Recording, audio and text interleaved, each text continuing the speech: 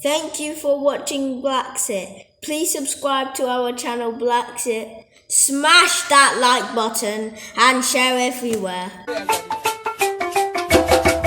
BlaXit family, BlaXit family, BlaXit family.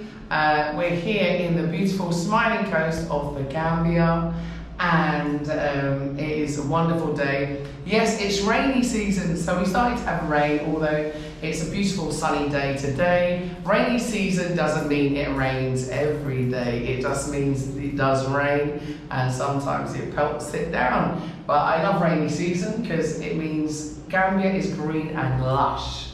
Now, I'm your host, I'm Nyancho Kajabi. That is my Gambian name, and I'm very proud of it. And my English name, maybe if we can allow my English name, I'm just going to say Nyancho. I'll stick with Nyancho for now. And if you're new to the channel, I should say, if you're just passing by YouTube and you've not seen our channel before, I'm going to ask you to please watch and engage. Please go and subscribe to BlaXit. We really appreciate that. Also, as some would say, smash that like button. BlaXit is all about us leaving the UK and coming back to live permanently in Africa. So we're homecomers. And so we left the West for the best, and that is the motherland. That is Mama Africa. And today I'm having an interview, a really interesting interview, with someone who's also BlaXit. Yes, that's right. He has come to live in the beautiful smiling coast of West Africa. So I'm going to, in the usual tradition, ask you to introduce yourself to BlaXit family. Greetings, my name is Dr. Jahi Issa, and yes, I've been here. I moved back permanently a little over a month ago by way of the New York metropolitan area, and I'm excited to be here. I've traveled here several times before, other West and East African nations, and I thought that the Gambia will be a lot more suitable for what I'm trying to do. So, thank you very much for that brief introduction. Now, recently, if you've been watching BlaXit, we had the Transatlantic Slave Trade Homecomer Symposium, and that symposium was really about sharing information about our history and our ancestors' history and what they went through in the transatlantic slave trade. And sometimes it's very hard to share with people because it's been such a long time or a difference. And when I say long time, you know, obviously some people were still enslaved even up to recently. So I recently put out a post on the community page about Sally or Radoshi, who is supposedly the last surviving enslaved African person. Right. And you responded and you said, hang on, you got that wrong, sister. And so, yeah. Tell me more about that and about slavery, and share a little bit about, obviously, your area of expertise and what you did in the States. Yeah, my PhD is in history from Howard University in Washington, D.C., and my specialty is U.S. and the African diaspora. And what is the African diaspora? It's a triangular relationship between Africa and the diaspora. It's a three-way, those going, those coming back, right? So it's a triangle relationship over time and space. And so, but believe it or not, my doctoral dissertation and my upcoming book is on, one of my upcoming books is on the Garvey movement. Wow. So theoretically, I'm a Garvey scholar. Yes. And so I deal with the latest information, scientific studies on Marcus Messiah Garvey, which will shock a lot of people. A lot of people don't know that the largest Garvey sub-regional area in the world was actually in a state called Louisiana. Yes. In the United States, not in New York. People think New York or Jamaica. No, it was actually Louisiana. And so that leads us into what we're talking about. When I saw your post of the alleged last slave ship, which was not the last slave ship to enter the United States, I said, hey, who is this talking about my subject? What is going on? I'm in the Gambia, they're talking about my subject. And look, this goes against most conventional knowledge for those who do what we call layman research, those who are not scientifically trained in the latest research and techniques and gathering information.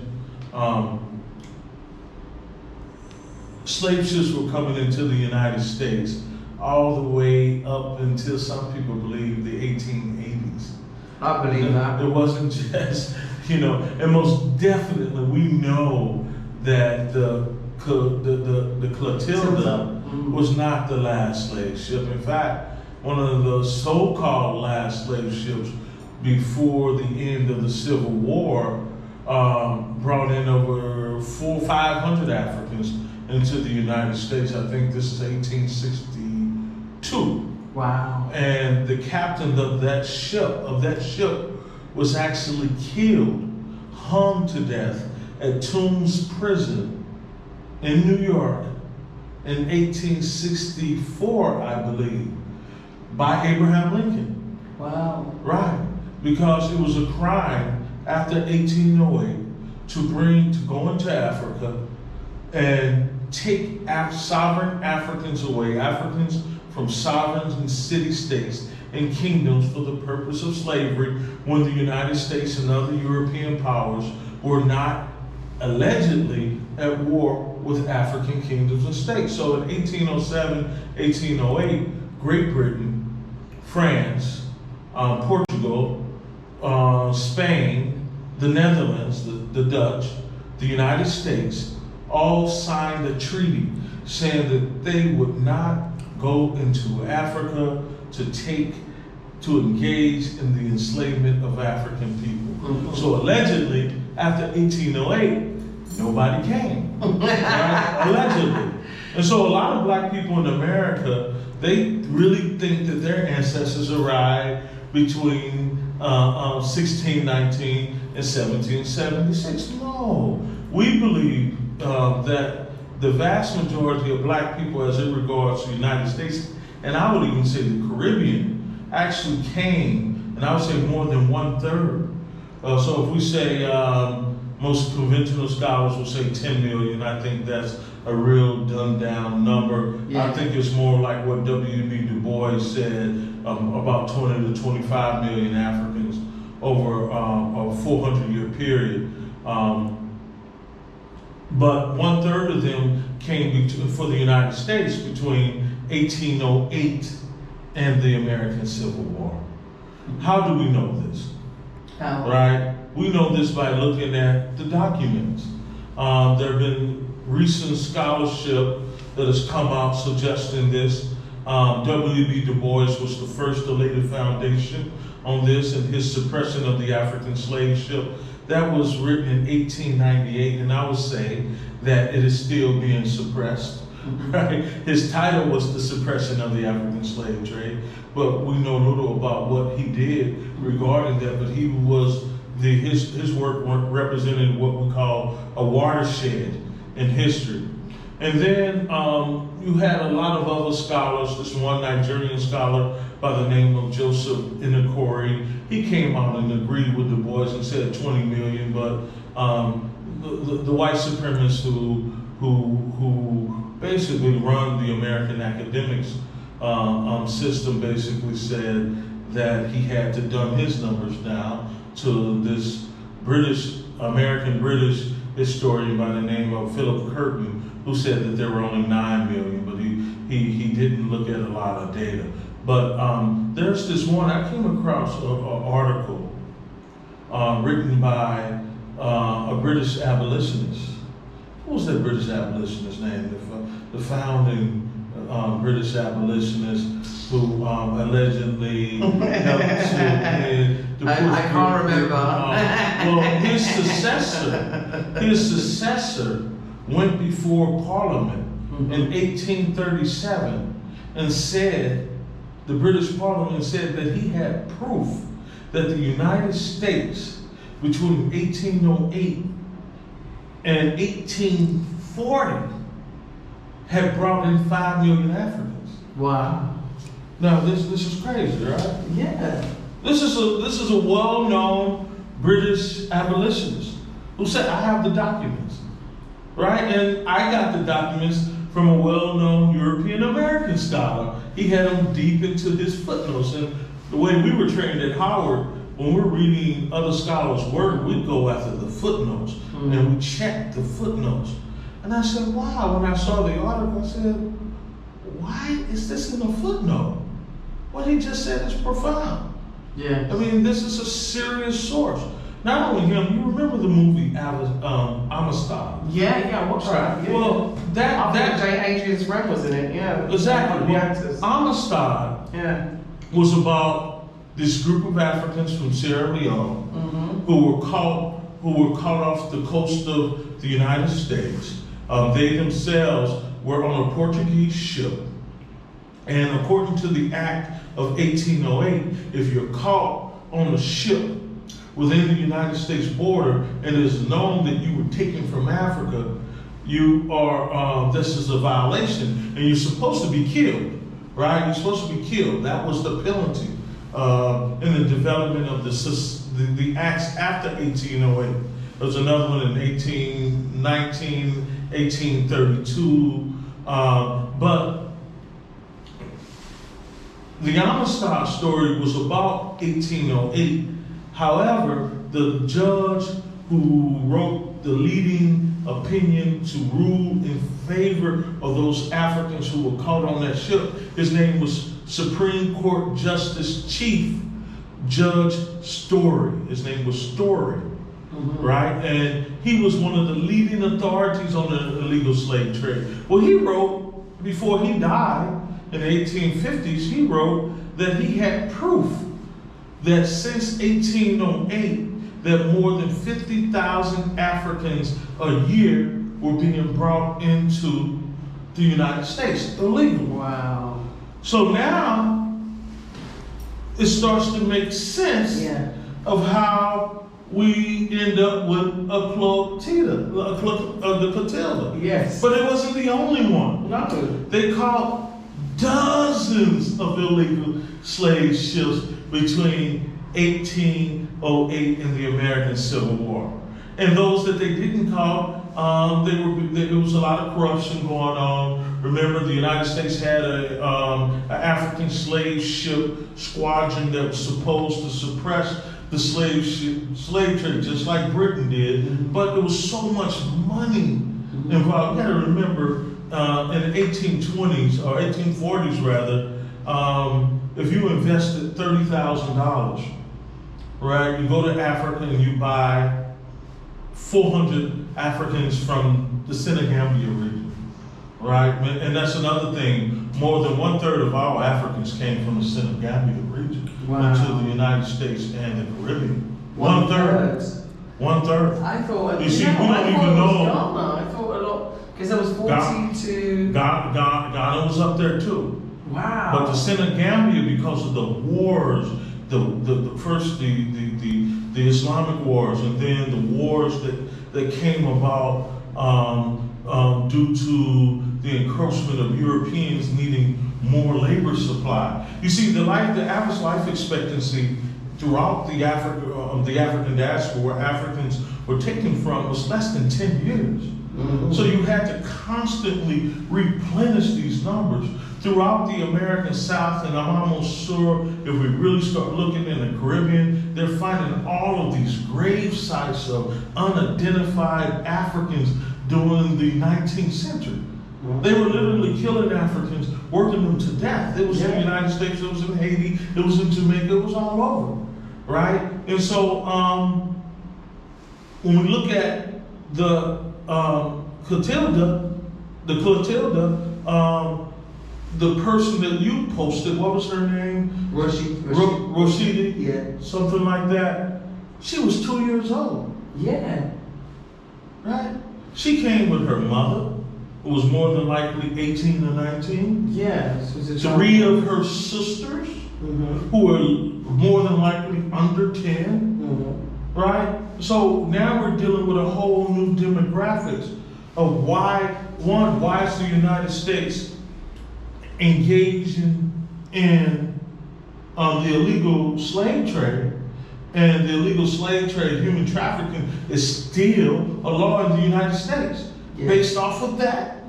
Right? When we talk about human trafficking in the United States, the actual law is 1808. Yeah. It's based on the African slave, the illegal slave trade.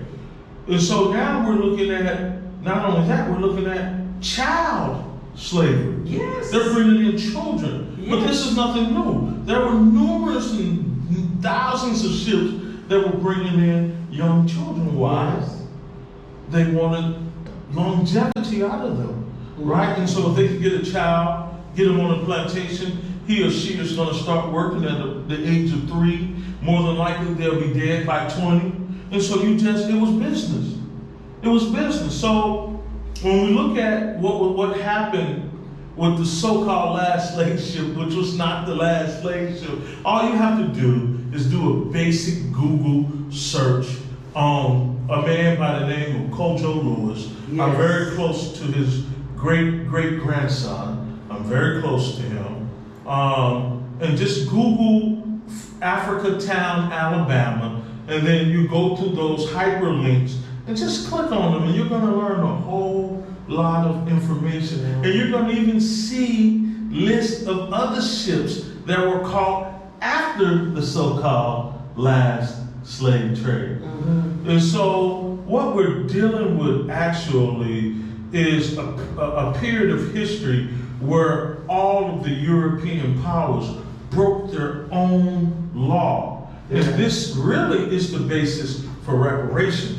Because one of the things I always say to the reparations movement, look, slavery in the United States and the Caribbean was legal under European law. It was. Right? And so when you're talking about going to court, you only can win on what is legal. What was not legal was the illegal slave trade.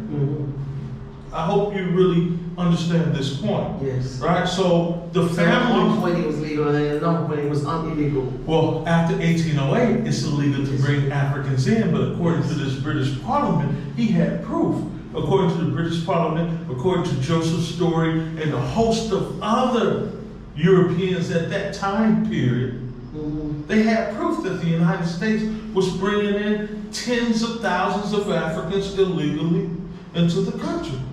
I mean, I don't even want to right. mention his name, but Wilberforce. That's what I'm talking about. There's another twist to Wilberforce and his interests. Of course, As they you all know. had their own interests, Yes. but his Wilberforce's successor is the one who said, I have proof, because Great Britain was trying to undermine the United States in their rapid development. Remember, the U.S. had waged a war against Great Britain and won their independence. Great Britain tried to invade in 1812. They lost. And so they said, we're going to put our energy in trying to stop the illegal slave trade. Right? But they had this policy, this international policy, that if you flew another country's flag on your slave ship, Great Britain did not have the legal authority to go onto another country's ship without proof that they had Africans on them. Right? And so, but eventually the American Civil War came about, and the bulk of Africans who were brought into the United States, that ended, although more slave ships continued up into the 1880s. And then we also know, I want you to look at a scholar by the name of Gerald Horne. He has a book called The Deepest South, where he talks about the slave trade into Brazil and Cuba up until the 20th century. Right? And so we're talking about something that continued all the way up until like possibly 1910. Wow. Now, let me, before I end, and if you have any questions, let me say this. This is how we know how vast, right, the illegal slave trade is. And I started off with, I'm a Garvey scholar.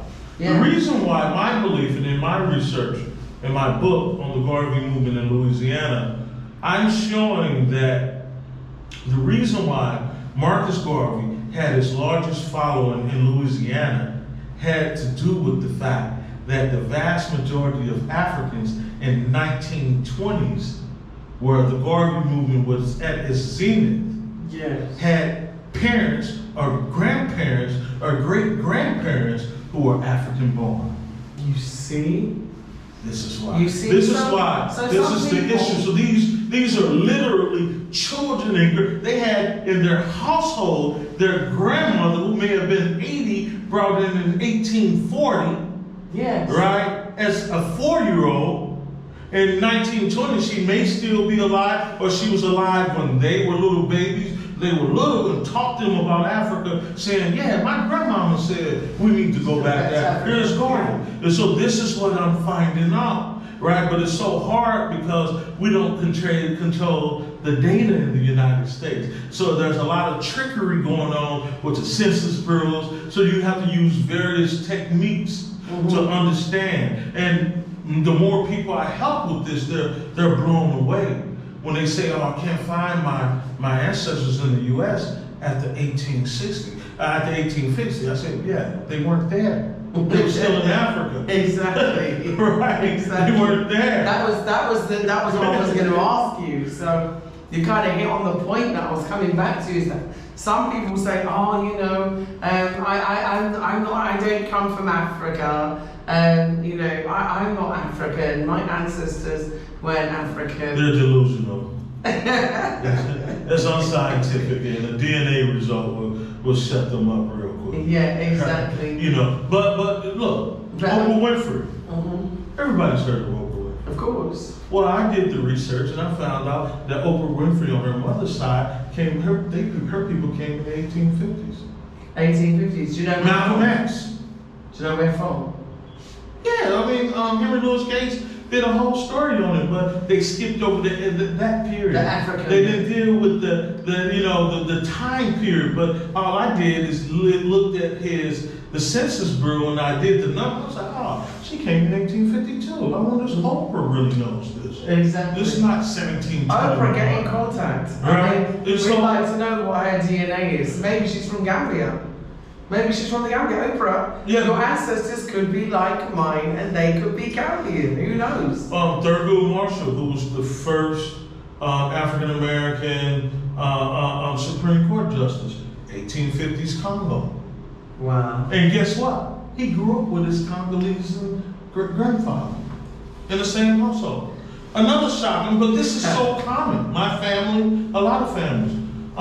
This helps us with automatic citizenship, by the way. Yeah, this is case in point to exactly what I'm saying. This is very important. Because my grandma told me categorically, clear, that our ancestors came from Gambia. Yeah, and I think Marcus Mosiah Garvey, his great-grandparents or parents, his great-grandparents or parents were probably born in Africa, because when I read his own story on this genealogy and what he was doing, I'm like, this makes sense, because he came with a force of energy that can only come through those Africans who had recently got this. So people say, well, how is that possible?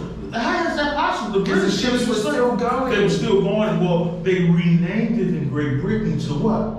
The apprenticeship. The apprenticeship. Yeah. So since you said the apprenticeship, one of my favorite historical figures who I became aware of in college, Malcolm X. Yes. Now Malcolm X is on his mother and his father's side.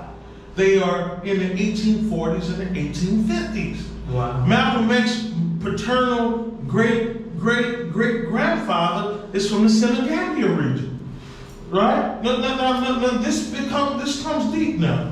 On his mother's side, remember Malcolm X was Gambian. Sorry. Yeah, on his mother's side, Malcolm X's mother's side. Yeah.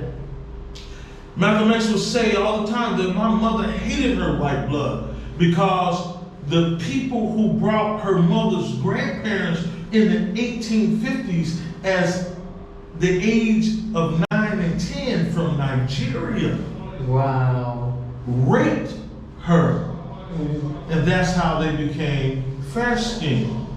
And Malcolm X's mother grew up. So Malcolm X's mother's grandmother was African-born. Wow. And so was her grandfather. Her grandfather died in 1906, I believe.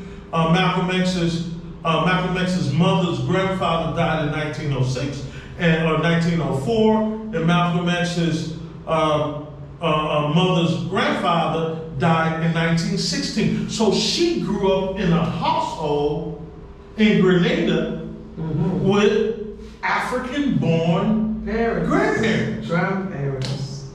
Right? So this makes sense. Yeah. This is what's That's going right. on. That's right? right. And so hence we have these great European superpowers breaking their own laws, and this is the basis for real reparations. Because you can sue them on what was legal and illegal. And it was illegal for them to constantly bring in Africans, right? After they signed all these treaties saying that they were no longer doing it, but they needed the labor.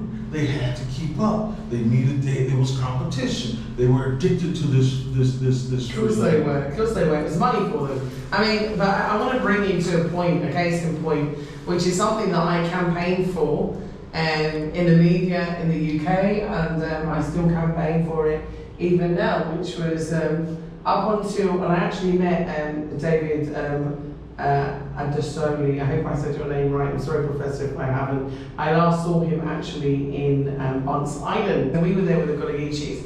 Now, one of the things that came up, one of the articles that he wrote, which I was really glad that he wrote, as well as Professor Andrew Kahinde from England as well. Thank you, Professor, for the books. And I'm waiting for an interview. But anyway, basically, one of the things that came up was talking about those reparations. So a tweet was made by Her Majesty's Treasury, and the tweet that was made, forgive me, I can't remember the date at the moment, something like April 15th or something. And during this tweet, they wrote that, you know, they'd almost finished paying off the debt to the Treasury for the slave owners' compensation, basically. So that means that the slave owners and the loan that was given to them was being paid off by the taxpayers in England, including myself. So black people were not exempt. We're not exempt. We had to pay out of our taxes up until 2015 compensation to the people that had enslaved us. So the slave owners got paid out and we got left out. Right. And then when you've appealed for it and appealed for reparations, the government wrote back a letter, because there was we launched a campaign, and we also did a petition. And one of the responses that I remember seeing basically stated, and other people did as well, there was many petitions, but one of the common responses was that, oh, we have the modern slavery date that prevents it, and we're now invested in this, so you know you cannot get money back for that. Yeah, this is what they're basically saying, oh, we've moved on from that. I said, no, I want my taxes, I want my money, I want my tax rebate, and I still want my tax rebate, and I want my grandma's tax rebate, I want my mum's. Listen, I want all the tax rebates to come back to all of us that have been paying that compensation to slave owners. Sorry, you know, I'm just, you know, passionate about it. We want it back. I mean, how do you feel about this, and how can we really mobilize on this? Well, I can give historical examples. Right? Let's look at Japan. During World War II, the United States went to war with Japan, and they dropped 2 nuclear bombs in Hiroshima and Nagasaki, right? And that's what forced Japan to surrender. And since then... Try and position it so we're in the same place. Okay, so you were saying about Hiroshima, sorry. I was talking about the bombs that were dropped by the United States on Japan. The 2 nuclear bombs in Hiroshima and Nagasaki. And after that, Japan began to rebuild. And their diaspora that was on the west coast of the United States, Seattle, all the way down to California, Los Angeles, California, many of their descendants were put into concentration camps in the United States during World War II. Thousands. Like Devil's Punch Bowl. Yeah, they were, and all of their properties were confiscated by the U.S. federal government because they were at war with Japan. And so they thought that they would maybe help Japan in that war effort. And but in the 1990s, through their economic ties with Japan. And Japan is a economic power. Mm-hmm. Their diaspora was able to successfully put in a U.S. senator who was of Japanese origin. Mm-hmm. Right? So you have the Japanese diaspora who are in the United States, the West Coast, and you have the nation of Japan advocating with the United States government to pay those people who were in concentration camps for 4 years reparations.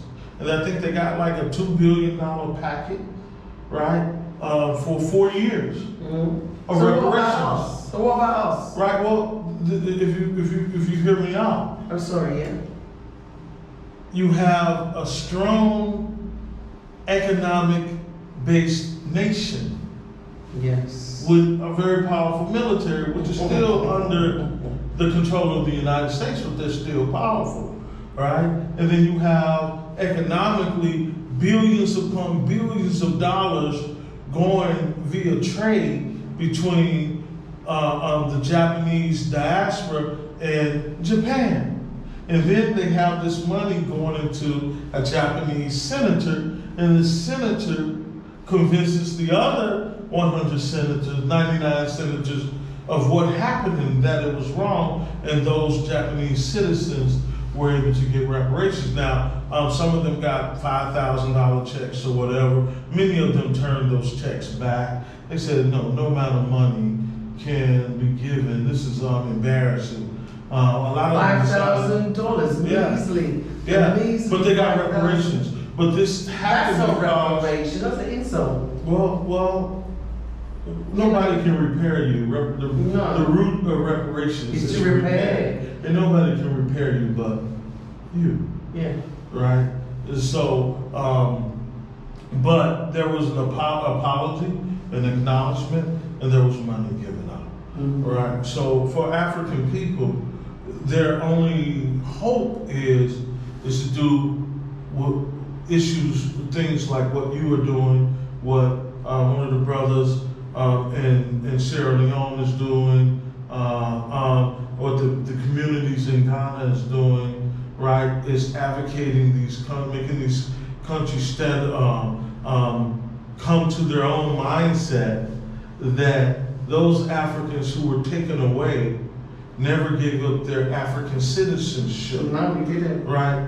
Your ancestors who were taken from the Gambia, there was no process that they went through when they entered Great Britain where they said, we renounce our citizenship from the Wolof Empire or the Fulai Empire, and we voluntarily want to be enslaved by the British and the United States. You take out, no. So theoretically and technically, they are still citizens. You are a citizen. Of course. Your ancestors never gave up their citizenship. That's why I keep my saying ancestors never gave up my citizenship. So we are technically still citizens, right? Yes. And this is an issue of understanding the techniques with that. But more so, as we advocate for our citizenship to be returned, in which every African president should recognize and deal with, or either they're not really African presidents. True. Right? They're presidents for someone else. Right? So once we do that though, and we're able to build ourselves up economically, we can help those in the diaspora who want justice for what happened to their ancestors. But reparations normally come through powerful state exchanges. Yeah, and the AU and the African governments. Powerful states exchanges. Powerful state exchanges. Yeah. Great Britain, the United States exchanging with another powerful state called Japan. But look, Africa is on the rise. Absolutely. Right? And we can see right here on this main road, with all the construction going on, all along the suburbs of Banjul, we can see this in Sierra Leone, along the capital of Freetown. We can see this in Accra, all over cry and it's extending capital that Africa has one of the growers, the fastest growing economies in the world at a percentage that's over 5, 7, sometimes 10%. Yeah. Right? And the youngest workforce. Yes. And everybody knows this. Yes. That in 20 years we're going to have a population of over 1 billion people here. Power, African power. Yeah. We're going to have a population. That means money. Yes. Your economies is based off of your numbers. This is one reason why China has increased asking their citizens to have more babies. I noticed that in a complete turn. Right. Because before they used to cap it to 2. No. They don't understand the numbers mean economic power, right? So But now in 20 they're going years, off into Africa. in 20 years, maybe there will be an ECOWAS single currency in 7 years. Maybe there will be a functional, that's our prayers and our work, a functional AU currency. Maybe Africa's economy will grow to $50 trillion a year. We don't know how much wealth is in the Gambia. We don't know really how much wealth is in Syria. Sierra Leone may have $100 trillion in natural resources. The Gambia may have $1 trillion. We know Ghana, there are gold mines popping up all over Africa, right? Where they weren't there before, right? Like in the Congo. Yes. Right? Remember recently, they said a gold mine just appeared, a mountain full of gold. This is how rich. So what I'm saying, in 10 to 15 years, Africa could be in a position to demand that those citizens who were taken away from those kingdom states that they never gave up their citizenship to, that they be repaired. Absolutely. But that only happens through a strong economy and the other things that come with a strong economy. Yeah. Right? We know what that is, right? Yeah, exactly. Exactly. So, right, I'm going to wind up now because it's been a great interview. I'd like to do another one. Most definitely. I don't think that we've had enough time to fit everything in. I've got way too many questions. So can we do another one, please? Most definitely. I'm here. So I'd like to thank Professor Issa for being with us today, and BlaXit family. We're here to learn. I think, BlaXit is about our journey. So I hope that you really gleaned the information and the knowledge that really supports the Automatic Citizenship Campaign. This is the history behind it that we all need to understand and learn and grasp, and understand that we need to be proud Africans, and we are African first. And if you didn't hear evidence today, you'll be hearing more. So, Professor, I'd like to thank you so much. And who's going to deny me my citizenship? Look at me, my brother. Who's going to deny me my citizenship? No one. Can you deny me that my ancestors were not taken from me? No. Who's going to deny? And this is what Garvey said. Garvey said this. Who's going to deny the black man Africa from which they were taken from? So it's our right, and it's our, whatever we decide that we want, we have to advocate for that and stand on that. And the work that you've been doing is that it has inspired me. It has inspired the group that sent me here, right, to work with you. It has inspired all of us, and we can congratulate you. And don't worry about those detractors. Look, if you weren't doing good work, you wouldn't have any detractors. Your work is so good that the enemy is sending all of these detractors to throw you off. Yes. Fly higher. Fly higher. Flying higher. Yeah, fly higher. And you will see those little picks won't even bother you. Okay, I'm gonna zoom up. That's right. So you're absolutely right. The president, when I saw him, His Excellency Adam Barrow, said that no one can take your Africanness away from you. And he quoted Peter Tosh in saying that no matter where you come from, as long as you're a black man, you're an African. Yeah. So I'm going to end on that point and say thank you, BlaXit family. I hope you enjoyed this interview. I've really enjoyed this interview, so I want to thank you so much for being a fountain of knowledge. And there's more to come. We're not finished yet. So this is just part one. We'll finish. We'll do a whole series with you. Thank you, BlaXit family. Thank you for supporting us. Keep liking, keep sharing, and keep subscribing. I want to thank Eto behind the camera there for filming and being patient for this whole time. You're great, you're fantastic. Thank you, Eto.